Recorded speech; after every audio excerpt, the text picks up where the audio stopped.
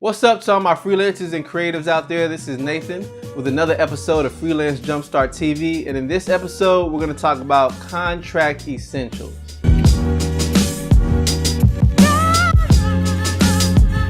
So just a quick thing that I have to say, I am a web designer. I am not a lawyer, I am not an accountant, and I'm not offering any type of legal advice. The things I'm really just going to say and advise come from the fact that I failed in the past and there are some holes that I had in my very own web design business, and I should have included them in my contract, but I did not. So even though nothing happened, I still left myself to be vulnerable on certain levels. The great thing about that is I can take those learnings and present them to you. So now you can benefit from where I failed in the past. The first thing I really want to just cover is, the word contract. I've said this in other videos, but I have to reiterate the point.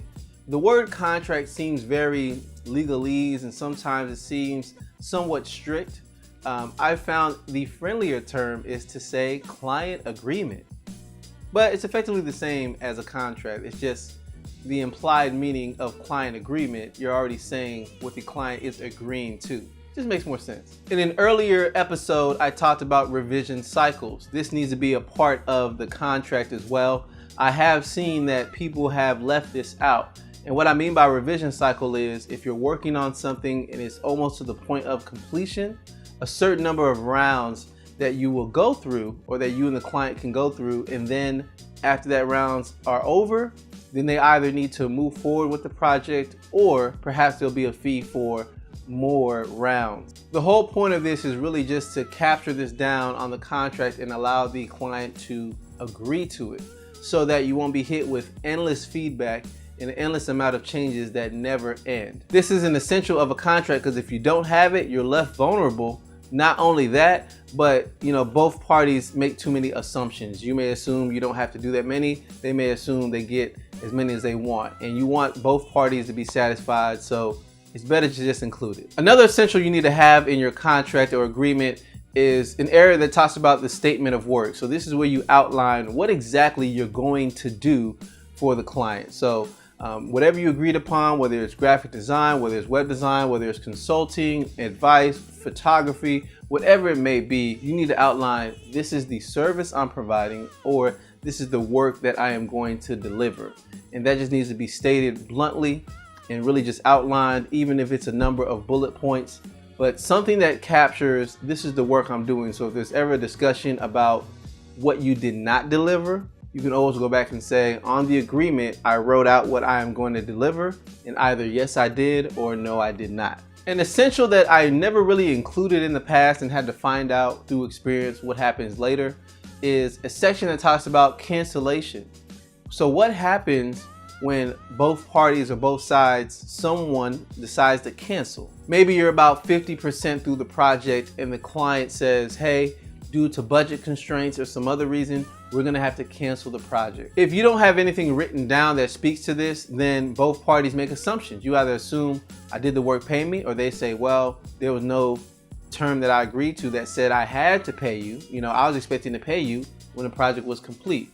Who is the winner? That's why the best thing is to write out what happens when someone cancels. So outline something that says to the effect of, hey, if we're 50% through the project, then what we agreed upon, I need to be paid 50% of what the amount we agreed upon as far in terms of the cost. Maybe it's not the client who cancels. Maybe some personal issues pop up for you as a creative and you need to cancel.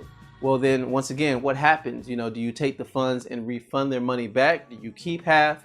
It's better to just outline everything that happened. Another essential that I missed out on in the client agreement in the past was ownership and copyright.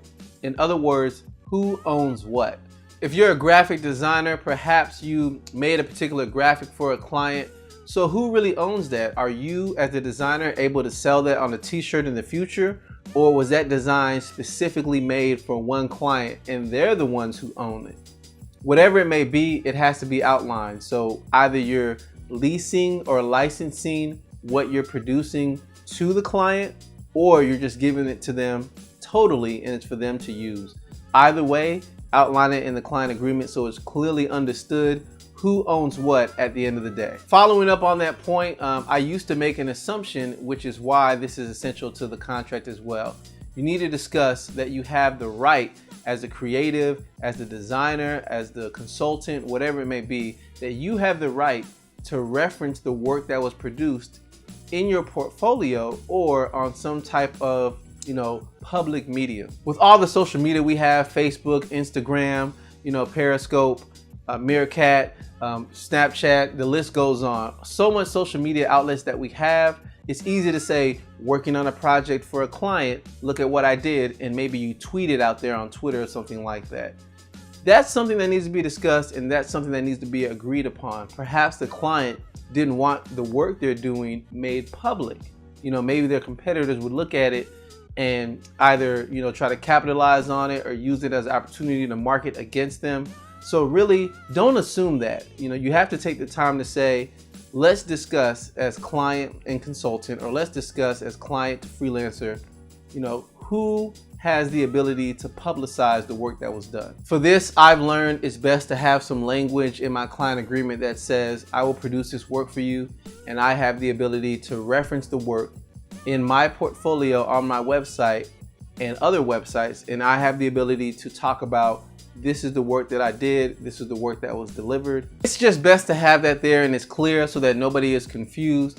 But often before publicizing a certain case study or putting it on my portfolio, I'll let the client know I'm doing so, and I may even ask them for a testimony or quote, just as a common courtesy. But it's better to have that written down in the client agreement, just so that's something that was signed and understood. There are many more things that I can say about essentials that belong in a contract client agreement.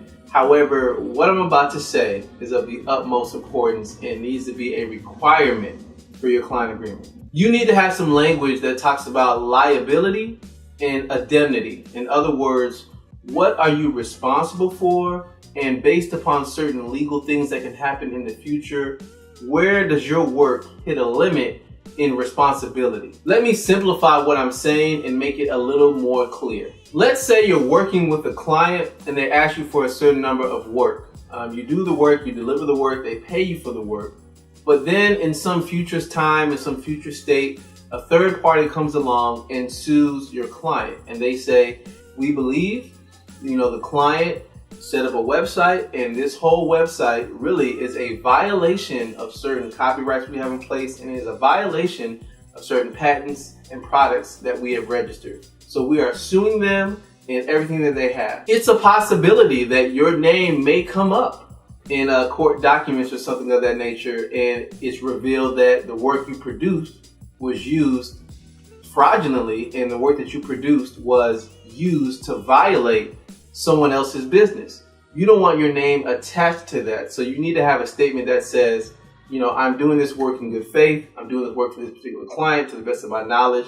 I can't be held responsible for if they choose to use my work wrongly. Even before the point to where you even get to needing to write a statement about liability, the better thing is to research your client up front. So if somebody comes to you and they say, hey, I want to work with you. I like your work. I might want to work with you. Don't just look at them, see if you like the project and take it. Take some time to research the company, research the person that came to you, see if you can find out, something about their character, something about their identity, something that shows they are who they say they are. A quick Google search can save you a lot of time and headache. So just take the time to research even before you even get to the point of needing to fill out a contract client agreement. Thank you for taking the time to check out this video. I greatly appreciate it. If you like this video, give it a thumbs up. Don't forget to subscribe just so you can be notified of new videos just like this one.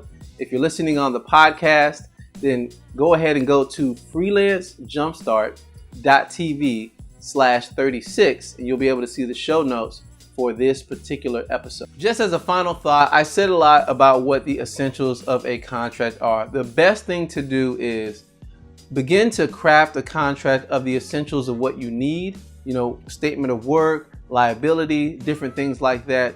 But the better thing it really is to have a lawyer or someone who is in the legal arena look over the contract and look over the language just to ensure that it says what you want it to say and the words are clear if anything was to ever go legal. I'm not a lawyer and I'm not giving legal counsel. I'm literally just a guy telling you what I've learned in the past from my mistakes. So as I mentioned, it's better to seek a professional on that. But yeah, you can learn from what I just said too. Well, until the next video, I will catch you later. See ya.